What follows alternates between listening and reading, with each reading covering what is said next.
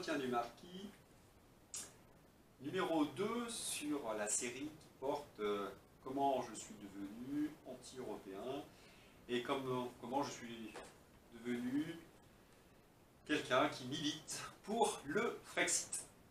Alors, dans le précédent numéro, je vous avais rappelé qu'en 1988, j'avais assisté à une conférence où Jean-Louis Guigou nous avait promis un avenir radieux européen et qui passait par la destruction de la France. Je vous renvoie à ce numéro. Deuxième combat, Maastricht. Alors de 88 à 91, je suis étudiant, je poursuis des études de lettres et je suis proche du RPR. J'étais sympathisant, mais je n'ai jamais été militant actif.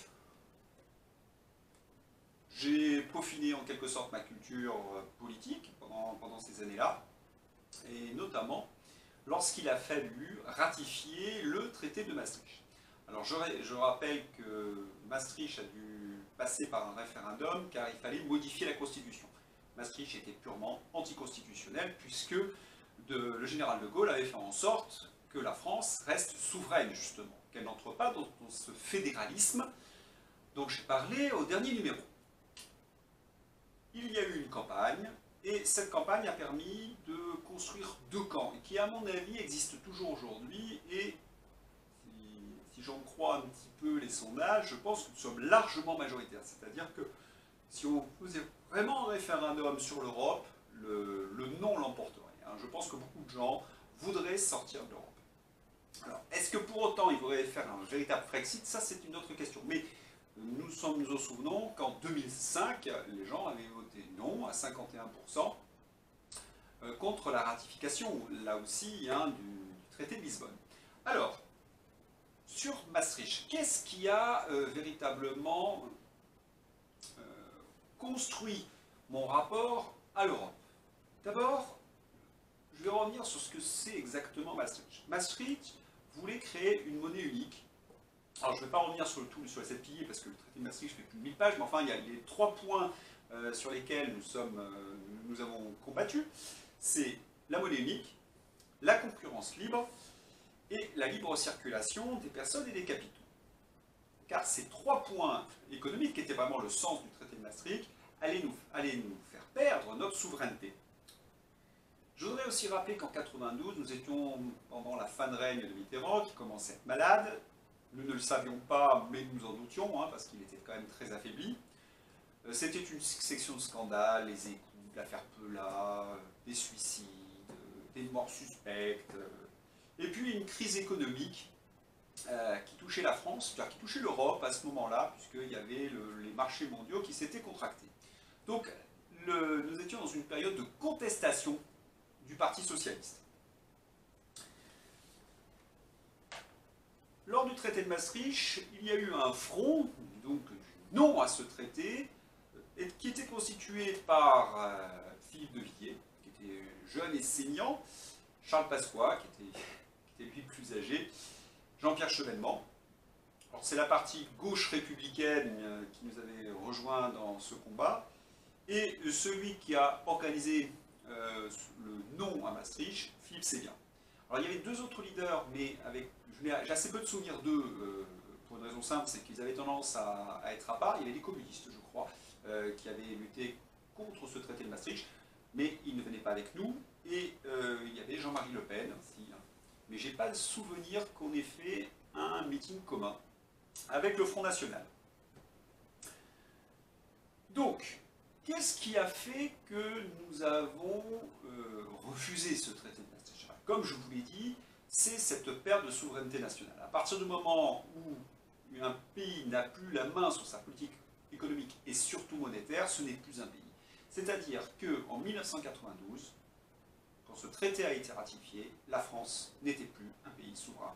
Et souvenez-vous ce que je vous avais dit lors du précédent numéro, il y avait un risque de démantèlement, puisque les élites mondialisées voulaient, par le régionalisme, démanteler la France. Je vous avais dit aussi dans le dernier numéro que les gens qui militaient pour ce traité de Maastricht ou pour cette Europe, c'était une hyperclasse mondialisée qui était l'ennemi des peuples.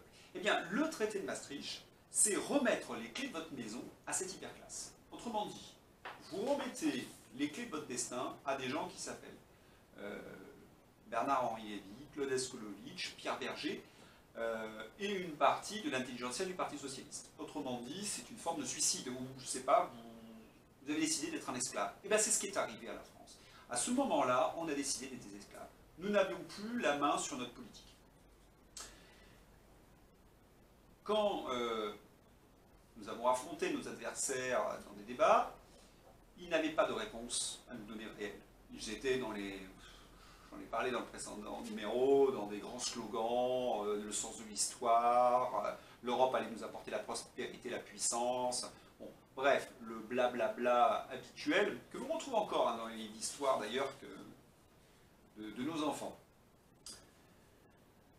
Et alors on leur disait, mais démocratie, ça vient de quel mot?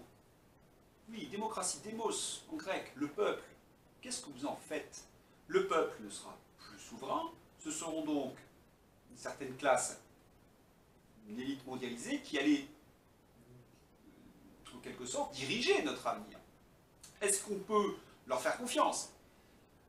Quand on regarde aujourd'hui ce qui se passe en matière de serait-ce de Covid, hein, la question elle paraît beaucoup plus évidente aujourd'hui qu'elle était autrefois. Les gens nous expliquaient que non, hein, les socialistes étaient des gens de cœur, que cette élite était là pour notre bonheur, etc., etc.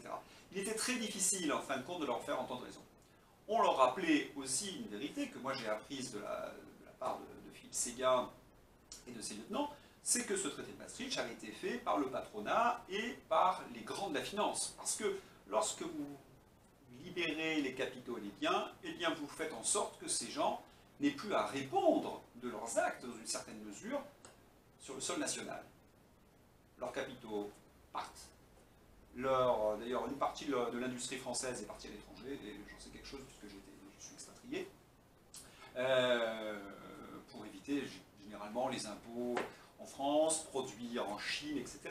Donc on a démoli, on a détruit une partie de nos richesses en ouvrant cette liberté aux capitaux, aux marchandises et aux êtres humains. Enfin, le dernier point, sur la monnaie, si vous n'avez plus la main sur votre monnaie, ben vous n'avez plus un État. On voit très bien ce qui se passe quand un pays commence à relever la tête et qu'il est dans l'euro, on lui met un petit coup sur le museau et puis c'est terminé. Que peut-il faire si on le menace de ne plus lui prêter d'argent, si on le menace de certaines choses?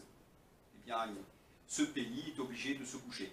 Je rappelle, c'est ce qui est arrivé à la Grèce, hein, qui s'est un petit peu révolté contre l'ordre maastrichtien et à qui on a dit c'est fini, on arrête de jouer, retour à la niche. C'est bien tout le problème en fin de compte. Quand vous perdez votre souveraineté, vous n'avez plus la main sur votre destin. Alors, lors des débats, on parlait de démocratie, de souveraineté nationale, d'histoire de France. Et la seule réponse qu'on nous donnait, et je vous donne en mille d'ailleurs, qu'est-ce qu'on nous répond? Quand vous parlez de démocratie, de souveraineté, le pouvoir au peuple, qu'est-ce qu'on peut bien vous répondre? Un seul mot. Un mot que l'on emploie encore aujourd'hui, lors de l'élection de 2021, eh bien on dit fasciste. Voilà. C'est la seule chose. Moi, c'est la première fois que j'étais très fasciste, c'est que j'étais en train de parler de démocratie. J'étais en train de défendre cette idée de République française dans un débat, et le point de Godwin est arrivé de suite, j'étais un fasciste. C'est quand même assez extraordinaire et presque orwellien. On dit démocratie, on vous dit fasciste. D'ailleurs, le mot souveraineté était malin, hein, quand on est souverainiste. Parce que souverainiste, on dirait qu'on entend royaliste. Remarquez que moi, royaliste, si c'est une royauté qui défend la démocratie, ça ne me dérangerait pas. Il existe, hein, des monarchies parlementaires, c'est pas quelque chose de, comment dirais-je, d'honteux, non. Mais le mot souveraineté, ça faisait un peu monarchie absolue. Et c'est là où nos adversaires jouaient. Ils jouaient sur la connotation d'un mot, d'ailleurs sur souverainiste. C'est un mot qui est assez atroce, et on s'est fait piéger dans ce mot-là, alors qu'on était tout simplement des démocrates. Alors, il y a eu un vote, et nous avons perdu de très peu, 51,05. Michel Onfray a affirmé que l'élection était truquée. Il l'a affirmé plusieurs fois sur les plateaux. Je n'ai jamais su si c'était vrai, hein, si l'élection avait été réellement truquée. Mais ce qui est certain, c'est que c'est passé de justesse.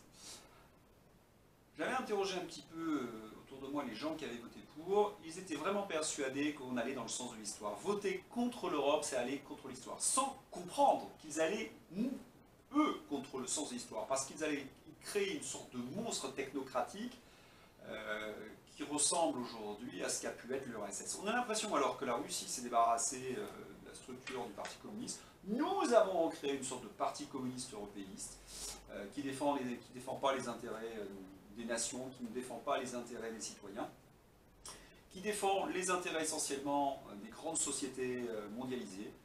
Eh bien voilà, c'était eux qui n'étaient pas dans le sens de l'histoire, c'était nous qui avions en quelque sorte une vision juste des choses.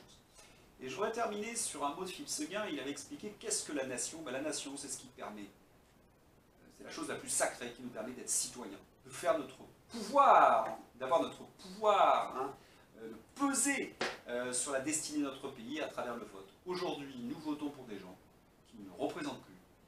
Nous votons pour des gens qui ne peuvent rien pour nous. Pourquoi? Parce que les décisions, depuis Maastricht, sont prises à Bruxelles par une hyperclasse mondialisée qui n'en a rien à faire de nous. Nous le constatons chaque jour. Nous le constatons dans toutes leurs décisions. Voilà. Voilà pour ce côté maastrichtien. Deuxième étape dans la construction de ma représentation anti-européenne. Je n'étais pas encore pour le Frexit, on luttait contre l'Europe. On espérait pouvoir revenir un peu en arrière, revenir au temps du général de Gaulle, à l'Europe des nations. Il faudra d'autres étapes, il faudra d'autres éléments qui me pousseront vers le Frexit.